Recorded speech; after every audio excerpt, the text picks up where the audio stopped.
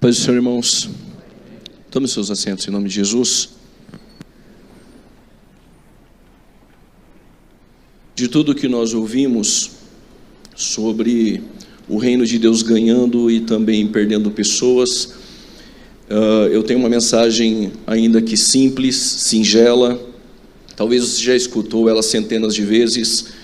Mensagens mais poderosas do que essa que eu vou trazer aqui essa noite, mas tenho certeza que essa mensagem irá falar ao nosso coração. Tenho poucos minutos, mas eu tenho certeza que Deus, Ele falará conosco essa noite. Estava no aeroporto, estava lendo uma matéria, e nessa matéria falava que anualmente mais ou menos 15 milhões de pessoas passam no aeroporto, e 15 mil pessoas trabalham no aeroporto direta ou indiretamente. E lendo essa matéria, eu descobri que lá tem uma sala de achados e perdidos. E essa sala é imensa, é muito grande.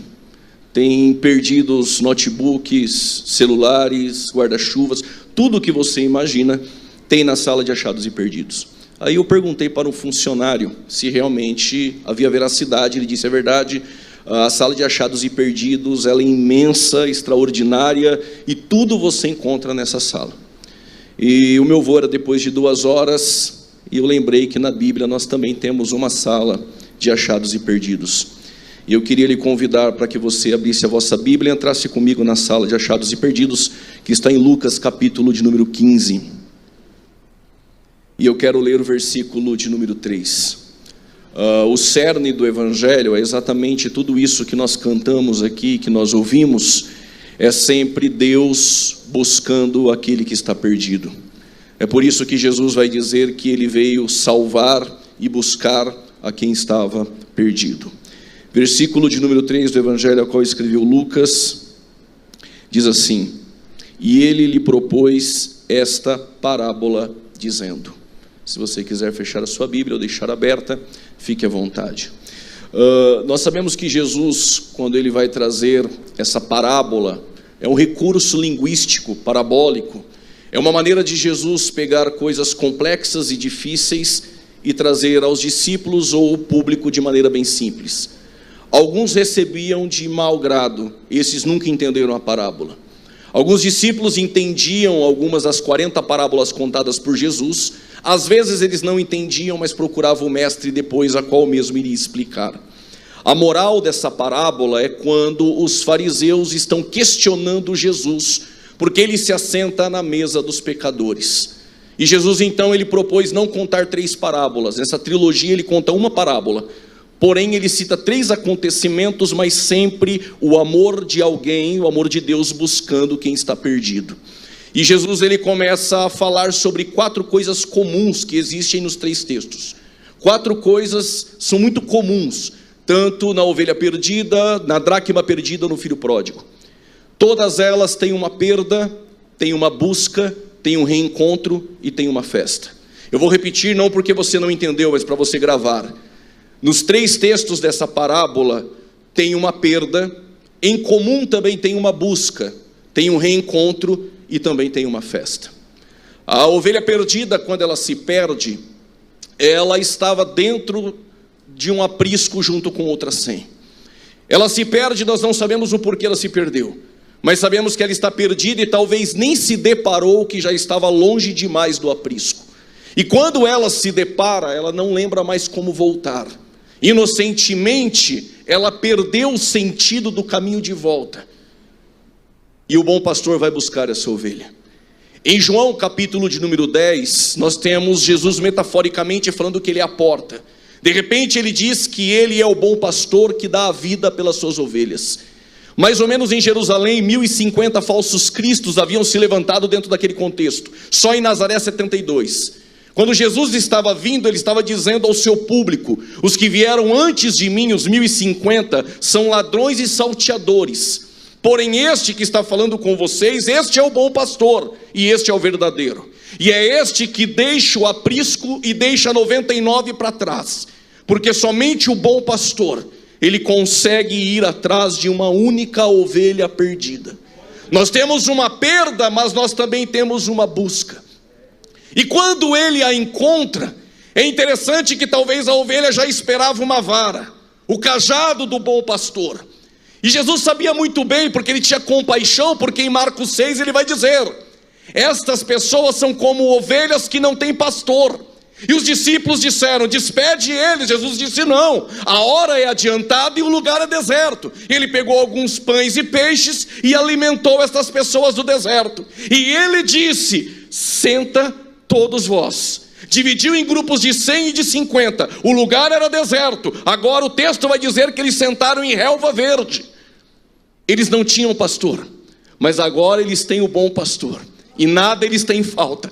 E deitar-me faz em pastos verdejantes. É esse bom pastor que vai encontrar essa ovelha. E quando ela o encontra, ela já sabe. Todos nós sabemos quando fomos encontrados. Todos nós perdidos em Adão. Todos nós pecamos e destituídos estamos da glória de Deus. Mas de repente ele nos encontra. E o que a ovelha esperava? O que eu esperava? A vara, o cajado, uma palavra dura. Não foi nada disso. O texto vai dizer que ele a pegou no colo. Nós não merecíamos o colo, nós merecíamos o castigo, nós merecíamos o juízo, nós merecíamos a vara e o cajado, mas nós recebemos colo do nosso bom pastor. Você que sente-se abraçado por este colo essa noite, quando ele pegou a ovelha no colo, talvez ela pensou: já sei, ele é igual a todos os outros, ele vai me levar no aprisco agora.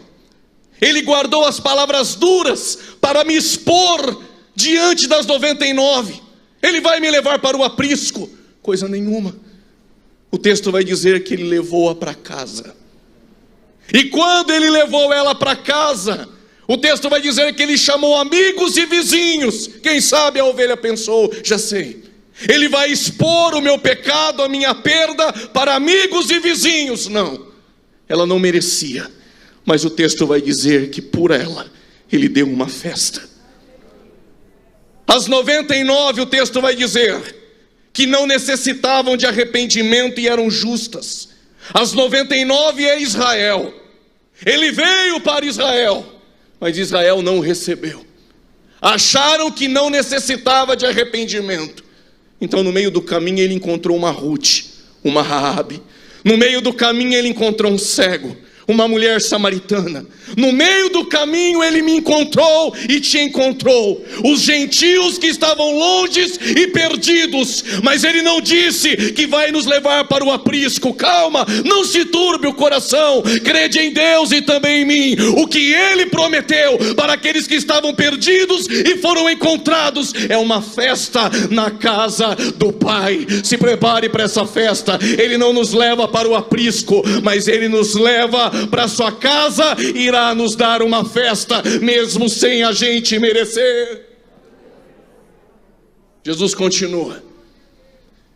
E ele encontra a ovelha, mas agora ele diz que também tem alguém perdido. Mas é uma dracma.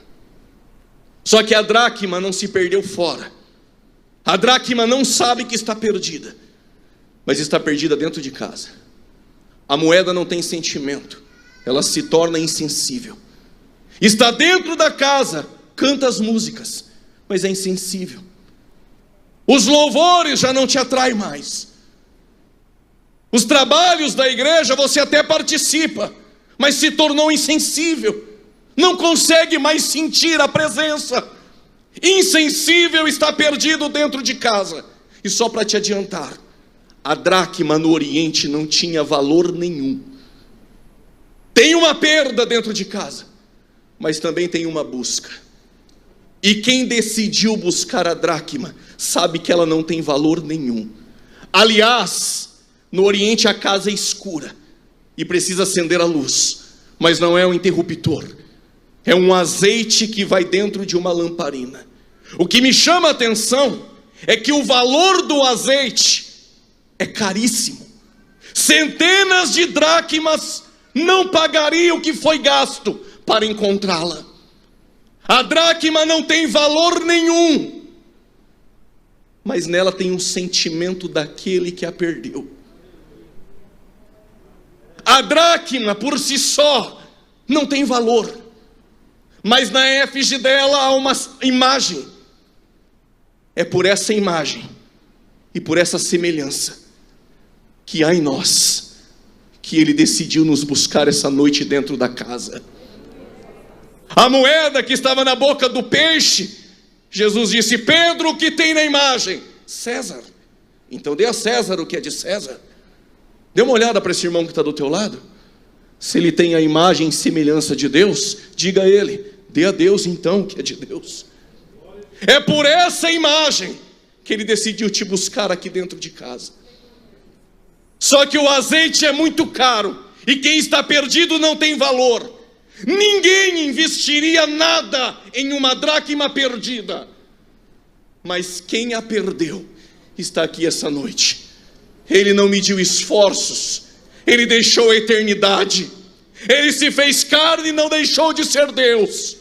E Ele está dizendo que a luz está acesa aqui dentro essa noite, para te encontrar.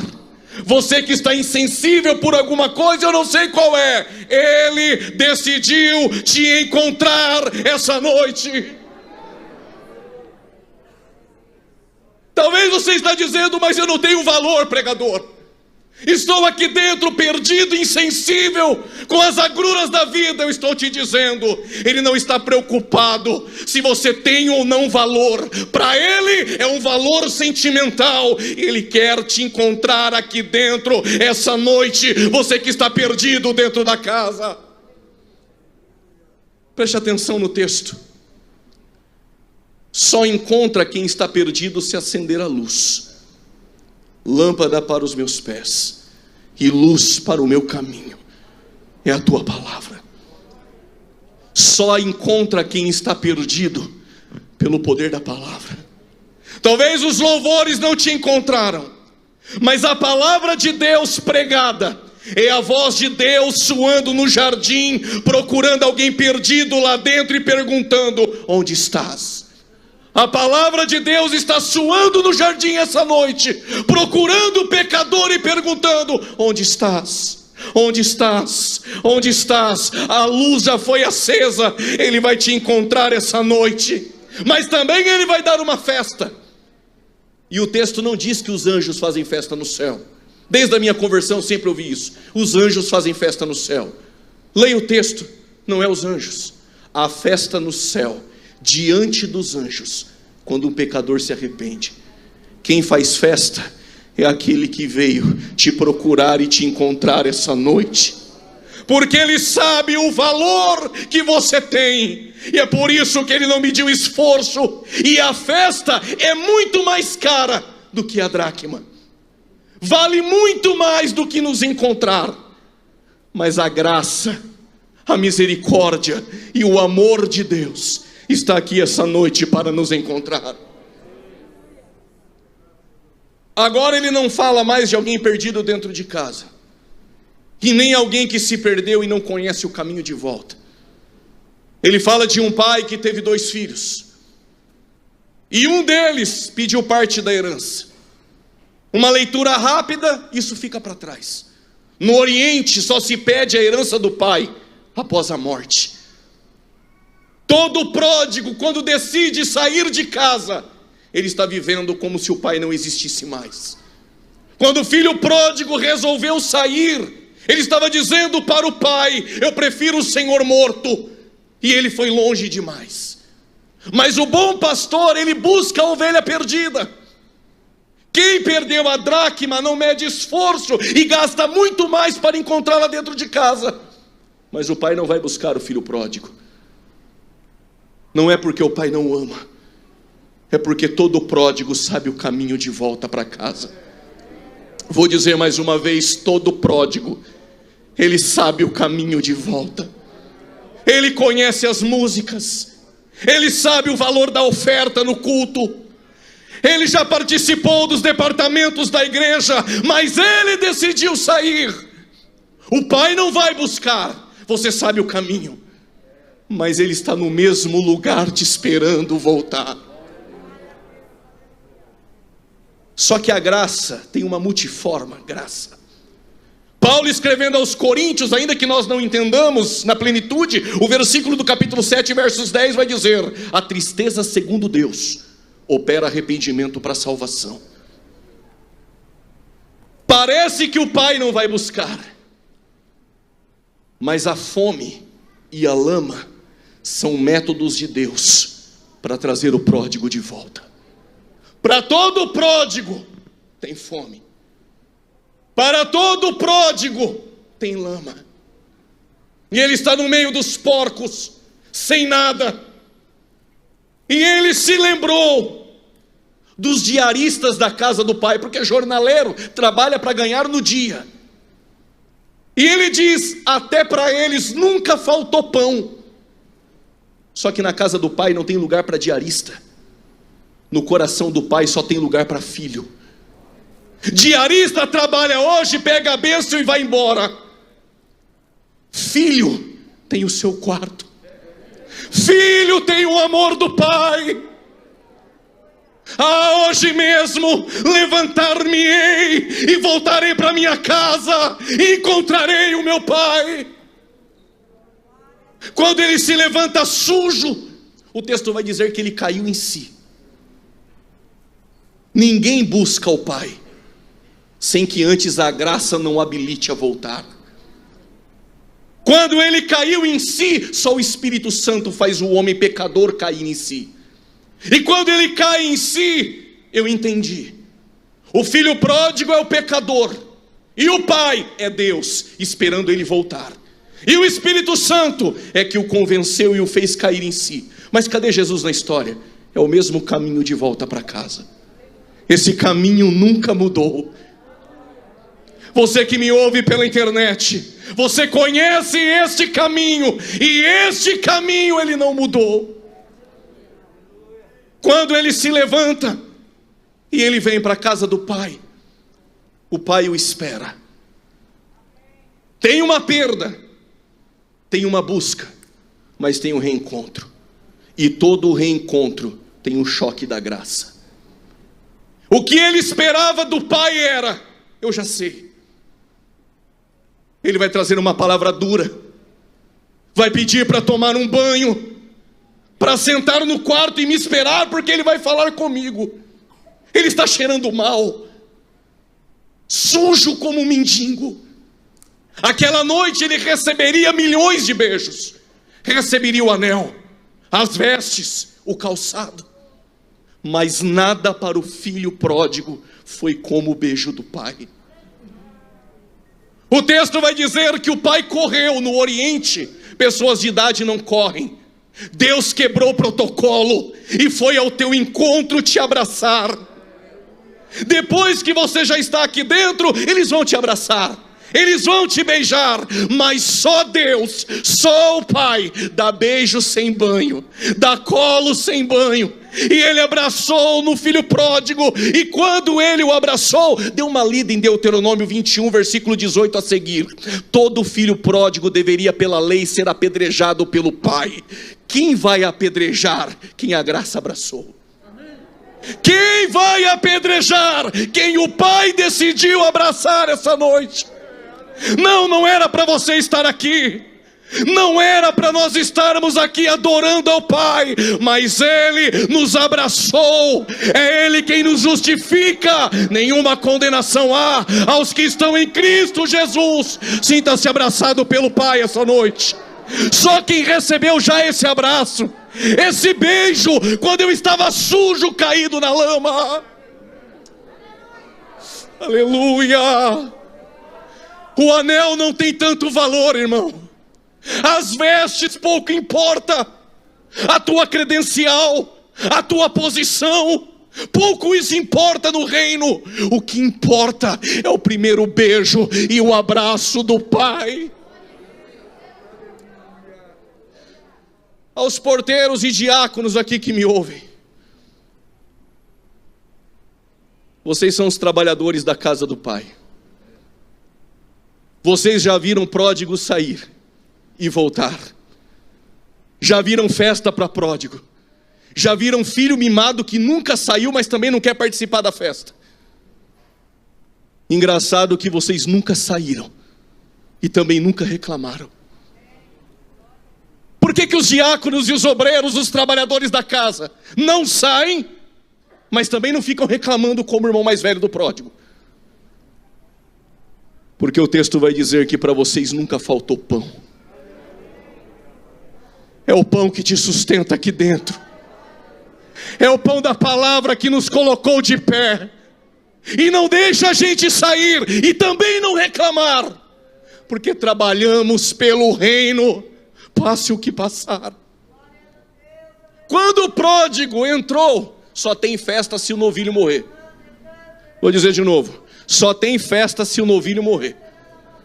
Vou dizer mais uma vez, só tem festa se o novilho novo morrer. Só que o texto vai dizer que o irmão mais velho ouviu o barulho da dança e da música. Ele está dentro de casa e nunca saiu, mas reclama da orquestra, reclama da música, reclama do culto. Está aqui dentro, mas não satisfeito. Aí o pai foi lá fora falar com ele. E o pai olhou para ele e disse: por que vai ficar fora da festa? Se tudo que é meu é teu. Já era para você estar glorificando aqui dentro. Se tudo que é do pai é teu, está reclamando do que aqui dentro essa noite? Eu não sei se você é uma dracma. Eu não sei se você é uma ovelha. Eu não sei se você é o pródigo. Mas eu tenho algo para dizer a você essa noite. Ele quer te encontrar. Pregador, eu não entendi minha conversão ainda. Eu vou explicar isso muito rápido. Quem está comigo, diga amém. A Maria, ela era noiva. Mulher noiva está preocupada com padrinhos, com roupa, com convites. O texto vai dizer que o Gabriel apareceu e disse: mulher, salve agraciada. No grego, haristos, você foi alcançada. Ser alcançado o que é? É o Espírito Santo pegou a semente e colocou Jesus lá dentro. Todos que fomos alcançados, recebemos Jesus aqui dentro. A partir dali, Maria parou de se preocupar com as coisas e passou a se preocupar com aquele que vai ser gerado dentro dela. O que fazer para não ser um pródigo e não se perder aqui dentro? Jesus tem que nascer aí dentro.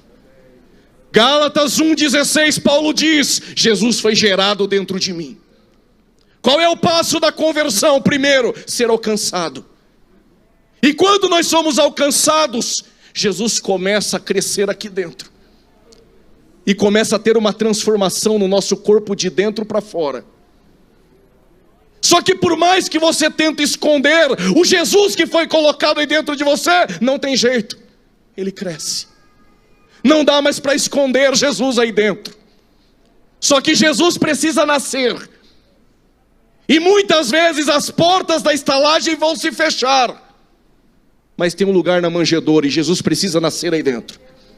O maior desafio de Maria foi colocar Jesus para fora e entregar Jesus pelos outros. Quem tem Jesus gerado aí dentro, entrega Jesus para os outros. Só que quando Jesus está na cruz, ele olha para Maria e diz: mulher, eis aí o teu filho. O que Jesus está dizendo, eu encerro aqui com um desafio para você essa noite. Pelo departamento do Pai, pelos 21 anos, fica esse desafio que o departamento do Pai sempre faz. A palavra João, Yohanan em hebraico, ou Iones no grego, significa Jeová doador. Não basta receber Jesus. Jesus tem que ser gerado. Tem que entregar Jesus para os outros lá fora. Mas o desafio da cristandade é: mulher, cuide daqueles que estão contigo nos pés da cruz. Esse é o desafio essa noite. Deus te abençoe em nome de Jesus.